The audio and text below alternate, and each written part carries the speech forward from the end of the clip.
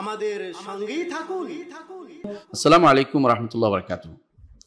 অনেকে তাওহীদ সম্পর্কে জানতে চান। তাওহীদের বিষয়টি আমরা আগেও আলোচনা করেছি, আবারও বলছি।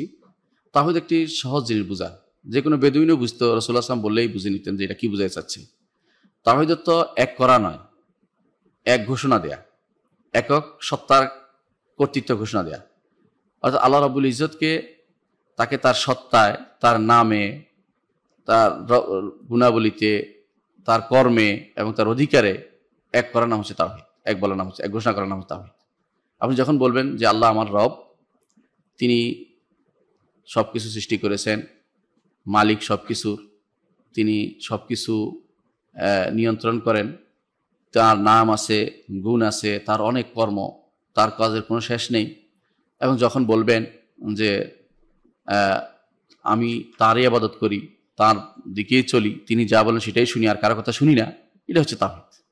এখন শুধু তাওহীদ যদি ঘোষণা দিই, আমি তাওহীদবাদী, তাওহীদ নাম দিলেও হবে না, নিজের নাম তাওহীদ লিখে ফেললেও হবে না, অথবা তাওহীদ নামে আলাদা কিছু করে ফেললেও হবে না, একটা গোষ্ঠী বানিয়ে ফেললেও হবে না। তাওহীদ হচ্ছে আপনার আসলে কিছু জিনিস বিশ্বাসের নাম, কিছু জিনিস করার নাম, কিছু জিনিস স্বীকার করে নেওয়ার নাম।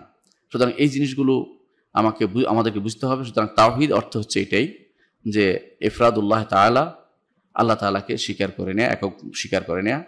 কিসে? জাতের দিক থেকে তিনি একমাত্র সত্তা ছিলেন, আর কেউ ছিল না কোনোদিনই। তিনি সব কিছু স্রষ্টা, আর আমরা সব সৃষ্টি, তিনি ছাড়া সবই সৃষ্টি।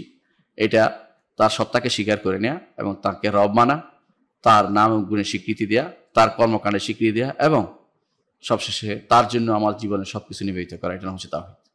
এর বাইরে অন্যরা যে সমস্ত তাওহীদের কথা ঘোষণা দেয়, কেউ কেউ বলে যে শুধু এক সত্তার নাম, এক সত্তাকে মানে নেওয়ার নাম হচ্ছে তাওহীদ। ঠিক নয়। দার্শনিকরা এরকম কথা বলে থাকে, বিশেষ করে যারা ফালাসিফা আছে, দার্শনিকরা, তারা বলে থাকে যে একজনকে মানা আসলে তাওহীদ নয়। একজনকে মানলে তাওহীদ হয় না। পৃথিবীর সবাই একজনকে মানে, কিন্তু তাওহীদ নয়। তাওহীদের জন্য অবশ্যই এই যেগুলি বলেছি এগুলিকে মেনে নিতে হবে, আর একজনকে মানলে তা শুধু তাওহীদ হয় না। আবার অনেকে বলে তাওহীদ একজন মানা, সাথে তার নাম মানা। তাওহীদের নাম মানলেও হলো না, নাম সাথে গুণও মানতে হবে। অনেকে আছে নাম মানে, গুণ মানে না। আবার অনেকে আছে গুণ মানে, আল্লাহর কর্ম মানে না। এরকমও হয়। আপনি জানেন যে ধীরে ধীরে ভাগ হতে থাকে। রাসূলের যুগে যে তাওহীদ ছিল, তাওহীদুল আম্বিয়া ওয়াল মুরসালিন, সেটা হচ্ছে যে আল্লাহ তাআলাকে স্বীকৃতি দিবে, তার জাতকে স্বীকৃতি দিবে, তার রুবুবিয়তকে স্বীকৃতি দিবে, তার আসমা ওয়াস সিফাত নাম ও গুণকে স্বীকৃতি দিবে, তার ইবাদতকে একমাত্র তার জন্য ইবাদত করবে। এটা না হচ্ছে তাওহীদ ছিল। এটা হচ্ছে সমস্ত নবী রাসূল তাওহীদ।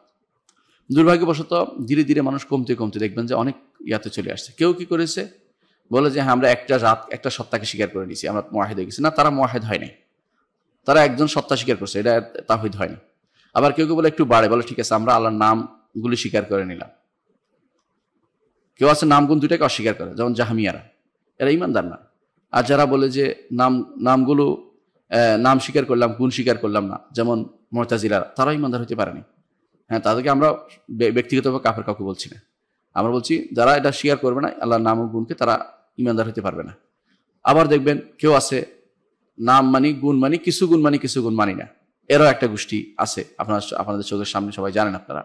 এরাও কিন্তু প্রকৃত ইমানদার হতে পারেনি। যদি ইমানদার হতে হয় এগুলি সবগুলি মানতে হবে। আবার দেখেন একটা গোষ্ঠী আছে যারা বলে যে নামও মানলাম, গুণও মানলাম, কিন্তু আল্লাহ তাআলা আফআল কর্মকাণ্ড মানি না, আমাদের কর্ম আমরাই সৃষ্টি করি। যেমন এটা কারা বলে? এটা বলে যারা বলে কাদেরিয়া, যাদেরকে বলা হয় মুতাজিলাদের একটা গোষ্ঠী, এবং যারা তাকদীরকে আল্লাহ তাআলা কিছু নির্ধারণ করেন আমরাই করি। নিজ হাতে ভাগ্য রচনা করার কথা অনেকে বলে, নিজেকে রচনা করছে, আল্লাহ করায়নি, এই জাতীয় কথা বলা, এটাও কিন্তু এই তাওহীদের ভিতরে ঢুকে নেই যারা এটা বলবে। কারণ হচ্ছে আল্লাহ তাআলা বলছেন আল্লাহু খালাকাকুম ওয়া মা তা'মালুন, আল্লাহ তোমাদের সৃষ্টি করেছেন, তোমাদের আমলও তিনি সৃষ্টি করেছেন, তোমরা যা করো সেটাও তিনি সৃষ্টি করেছেন।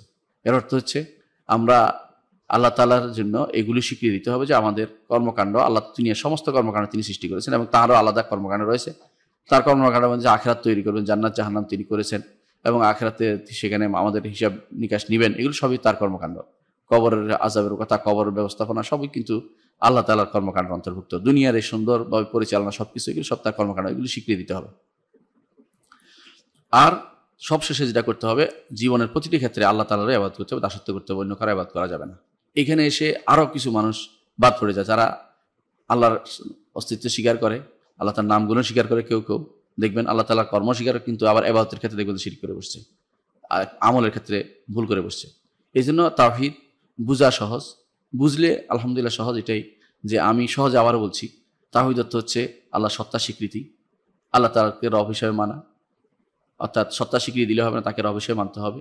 আর এরপরে আল্লাহ তাআলার নাম ও গুণের স্বীকৃতি, এরপরে আল্লাহ তাআলার কর্ম স্বীকৃতি, এরপরে আল্লাহ তাআলার জন্য জীবনের সবকিছু নিবেদিত করা, আল্লাহ তাআলার অধিকারের স্বীকৃতি দিয়ে এবং সেটা মেনে নেওয়া, সেটাই করা, এর বাইরে না যাওয়া, এটা নাম হচ্ছে তাওহীদ।